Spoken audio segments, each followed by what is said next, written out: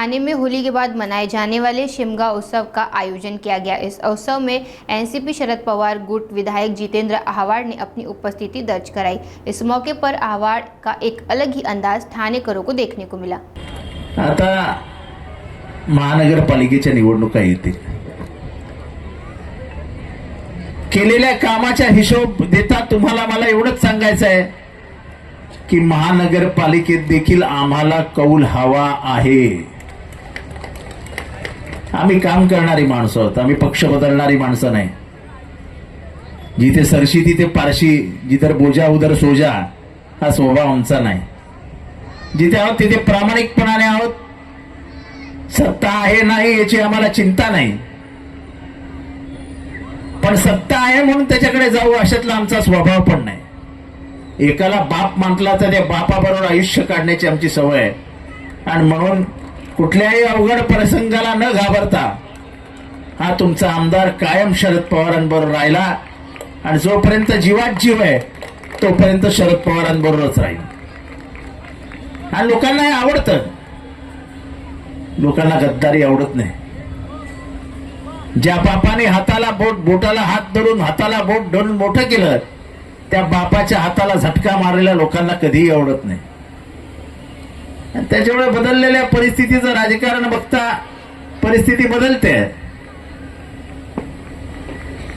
आपल्या सत्तेच्या माध्यमातून आपण लोकांना खुश ठेवू शकत नाही हे बघून आता नवीन नवीन विषय काढले जातात।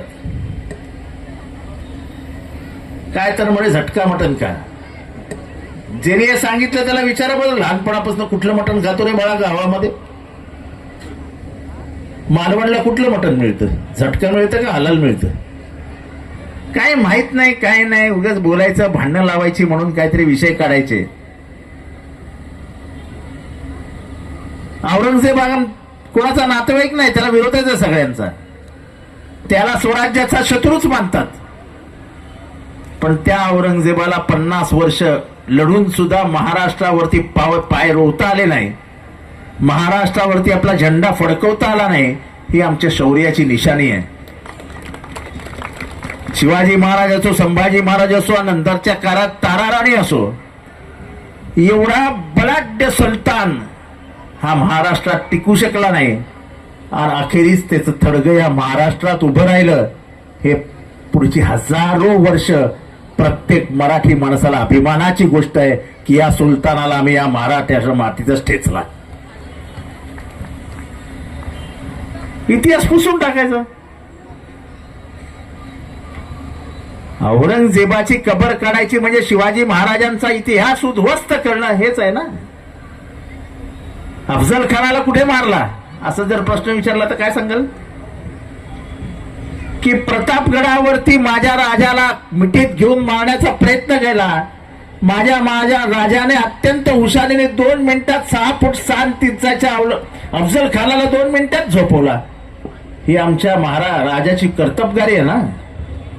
पण त्याच्या आईने सांगितलं, म्हणजे जिजाऊंनी सांगितलं, मरणांती वैराणी, तो मेला, शत्रुत्व संपलं। त्याच्या धर्माच्या आदेशाप्रमाणे त्याची कबर बांध,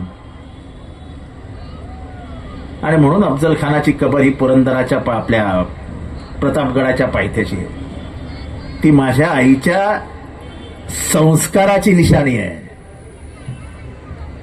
की तुझा विजय झाला, तू जिंकलास, तुझा शत्रू पडला, पण त्याच्या धर्माच्या इतमामाप्रमाणे त्याचा अंत्यसंस्कार झाले पाहिजेत, हा आपला धर्म सांगतो, आणि आपले धर्म संस्कार तिथे दिसतात। काय वाईट चित्र आहे।